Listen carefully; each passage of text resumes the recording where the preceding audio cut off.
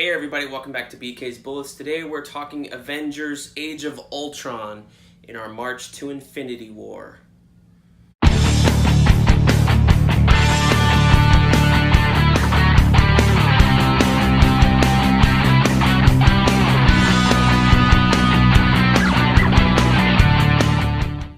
Hey everybody, welcome back to BK's Bullets. As always, I'm your host, Brent, that's me.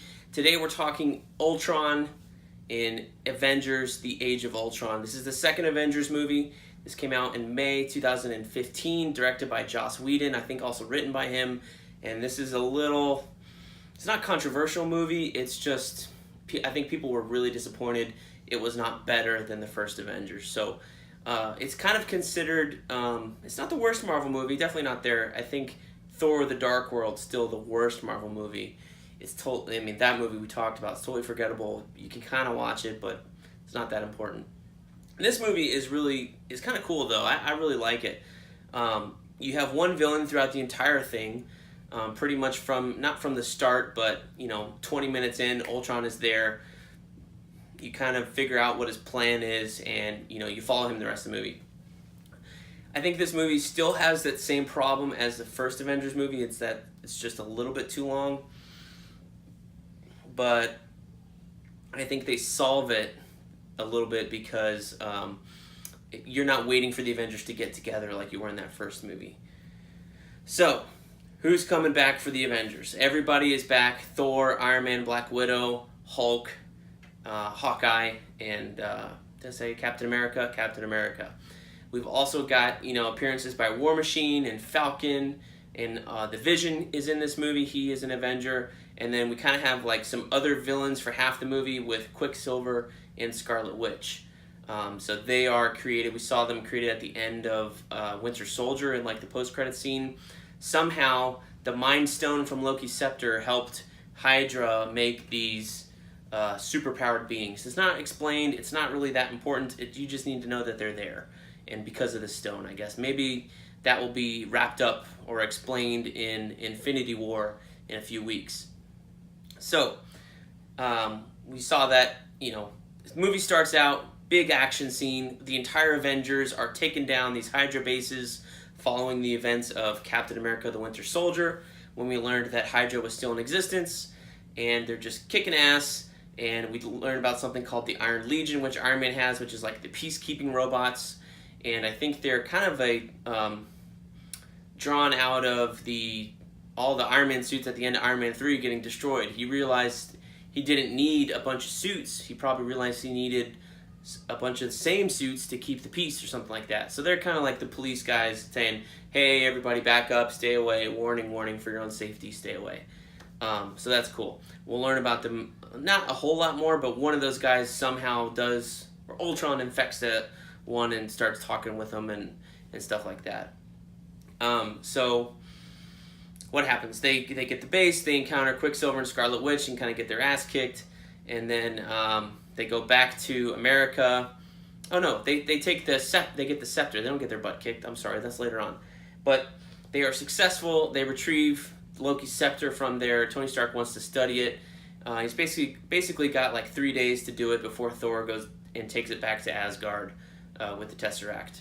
So he's working on it with Dr. Banner and is figuring out that there's something alive in there. It's almost like it's got a brain.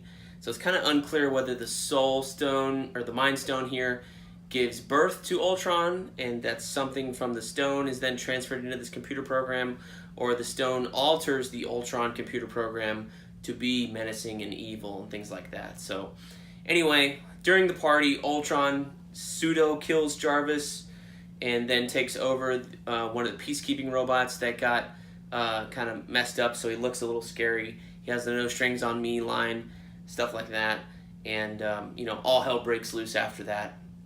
And everybody's mad at Tony. What do you think you're doing? Blah, blah, blah. And then next time we see Ultron, he's in Sokovia, where we started out in the movie, and that's when he encounters Scarlet Witch and Quicksilver. Gosh, these names are so many characters. The Infinity War is going to be nuts. It kind of goes from there and tries to acquire vibranium so he can upgrade himself so he's like more indestructible. and then he turns out he wants to destroy the world, and he's going to do that by creating a rocket underneath Sokovia so that this giant landmass lifts into the air, and then he's going to drop it back down and slam it back into Earth, which would create a huge like shockwave, tidal wave, etc., and destroy the Earth that way. Along the way, he learns that there's like this better body being created, which is the Vision, and he wants to put his consciousness into that thing.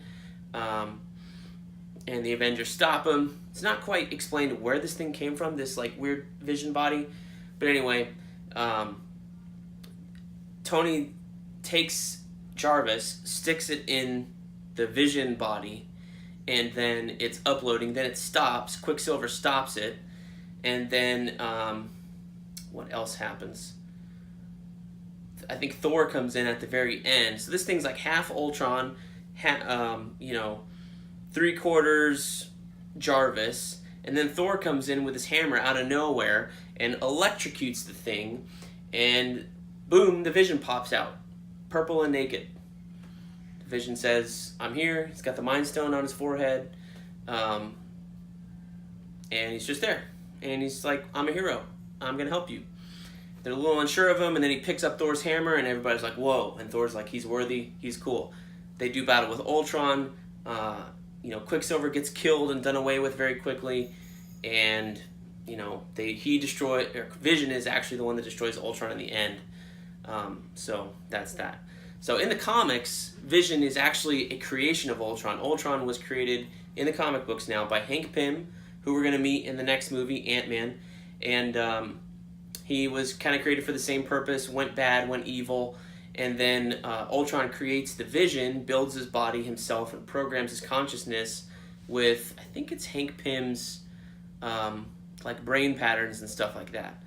So that's where that comes from. Also in the comics, and you'll see this coming up in Civil War, and more in Infinity War, I believe, based on the trailers, Scarlet Witch, kind of pseudo-spoilers maybe, Scarlet Witch and Vision get together. They fall in love. Somehow they have kids. He's a robot, a synthezoid, I think he's called. Synthetic being. He's not truly a robot, but kind of, maybe. He's more than an android, less than a cyborg, if that makes any sense at all. Anyway, so there's that whole thing, and we're seeing some things of that in Civil War later on, and mostly probably in Infinity War. It looks like they're going to get real romantic. What else is there? Oh yeah, Quicksilver gets killed off almost, he's introduced in the movie and killed off in the movie. And I'm glad that the Avengers finally had somebody die, but did it have to be this Quicksilver? Now, Aaron Taylor Johnson, who's playing him, didn't really grab me, but I can't remember which came out first or second, but at the same time they were doing this version of Quicksilver, he was also being done in the X-Men films and Days of Future Past. Can't remember that actor's name, but that scene from Quicksilver was much more memorable, and he's much more fun in that series of films than he is in this one film in Age of Ultron. So maybe they decided I think what happened was they beat the X-Men films to the punch in terms of introducing Quicksilver, but if I'm not mistaken, but that X-Men scene is certainly more memorable than anything that Quicksilver did in Ultron. So there's that. Also, rewatching this film, I picked up in a lot of hints of things that were the groundwork of stuff that popped up later. Thor going down and doing his visions and stuff, or when Scarlet Witch touched his head and made him crazy. Heimdall is there in this vision and says, "You're going to take us all to hell." Thor Ragnarok, the next Thor movie, his villain is called Hela. And actually, I think her realm in the Norse mythology is Hel, Hel. So there's that. And then also, too, in that sequence, you see Thor without his hammer, and he's kind of sparkling, and he's got like the lightning powers at that point in his dream, which is what he has at the very end of Thor Ragnarok. So it's a little bit of foreshadowing there, too. Tony has a vision of everybody on some weird space rock, like dead, so he's afraid. I think that's the only one that really I thought was like true foreshadowing.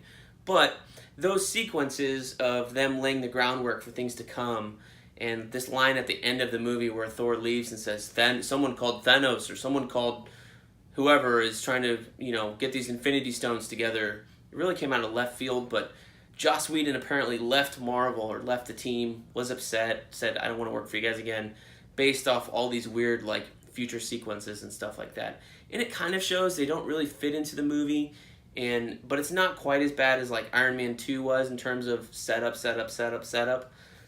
They just feel a little disjointed. But all in all, I think Ultron is a totally watchable movie. I really like the scene in the tower where they're just, shooting the shit together and trying to pick up Thor's hammer. The action sequences are really cool. Everybody's kind of got really cool lines and great costumes too. Cap's costume got an upgrade. Thank goodness he does not have that silly first Avengers costume on. And that's kind of the costume he has the rest of the movies that we've seen so far. So yeah, Avengers Age of Ultron, not the best Marvel movie, but not the worst. Certainly worthy of, let's give it 3.5 stars out of 5. Above average, I don't really want to call it good. I guess maybe 3, 7, let's call it 4. 4 out of 5 stars here on BK's Bullets. So let me know what you guys think of Age of Ultron. Do you like James Spader's Ultron? We didn't even talk about him. He's really engaging. We didn't even talk about Claw and the vibranium stuff. That's more foreshadowing. So let me know what I missed in this review that you want to hear more about. Let me know what your favorite part of the movie is. Who's your favorite character that's introduced in this movie? Who's your favorite Avenger? Let me know down below in the comments. Thanks for watching. Please like, comment, and subscribe. And I will see you guys next time in the funny pages.